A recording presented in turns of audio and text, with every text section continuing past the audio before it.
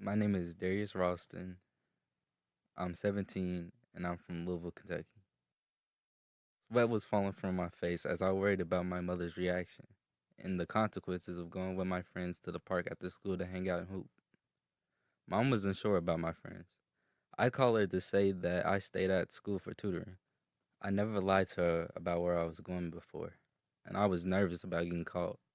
One side of me said it's okay, it's just basketball, and another was fearing a possible reaction I would get when I got home. We hooped and it was fun hanging out with them, but it started getting late, so I told them I had to go home. I was on my way until somebody said wait and pulled out a blunt.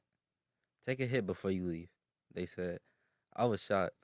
I never had a blunt offered to me, and nobody I lived with smoked. I was panicking because I knew I didn't want to at all, but I didn't want the criticism either. Oh, you a punk, they said, and all of them insulted me at once. I cared at the time, but I couldn't do anything about it. I had already made my decision. While I was walking home, my anxiety flared as I saw police cars rushing in the direction I was heading, thinking they were coming for me. But this was something I see all the time. I grew up on 32nd and Greenwood, on a busy street a block from Parkland Boys and Girls Center. Our block was one of the safer, secluded blocks, thank God. But we would still hear gunshots.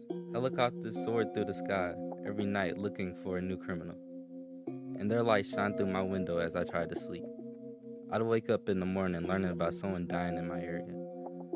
My grandma would tell us the consequences if we were to fall into bad influence.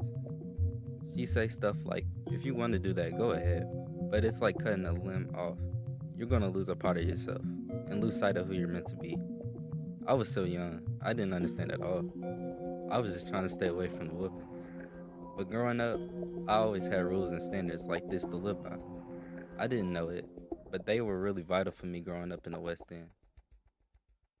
My father was the preacher of the church, and we all grew up in a small house across the street with my mother and my father and two brothers. We had a large backyard where we played football with friends. My mother and grandmothers kept us busy so we wouldn't feel like we needed to hang out with strangers or troublesome kids. Mom would scout out my friends real good before finalizing a choice on whether I should be friends with them. She was overprotective and skeptical, and she raised us the best she could. She can't help but to be deeply concerned about my actions. I had to cut so many friends off, and it was tough because I didn't want to lose a friend based on their past.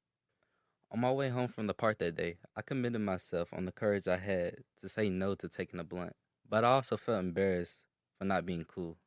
I got home and made it right on time before my mom began to worry. I raced to my room to change my sweaty clothes. My mom walked in and asked me how school was, but I can tell she was hesitant about something. And then she told me the bad news. My cousin that lived 3 blocks from me was shot and killed. He was 17 and his name was Jordan. It took a toll on my family, bearing the pain of losing a loved one due to gun violence. Life in the streets caught up with him, and my mom uses him as an example of what happens when you take the wrong path. When I turned 17, I had enough knowledge to avoid negative influence based on seeing other people's mistakes. My grandmother would always say what's done in the dark will always come to light, and I will always keep my light shining. I grew up in a rough neighborhood, some consider it too dangerous to come around. They truly believe those who come from where I'm from will never amount to anything. But I grew up with enough guidance to keep me on the straight path. Where we come from does not define us, it fuels us.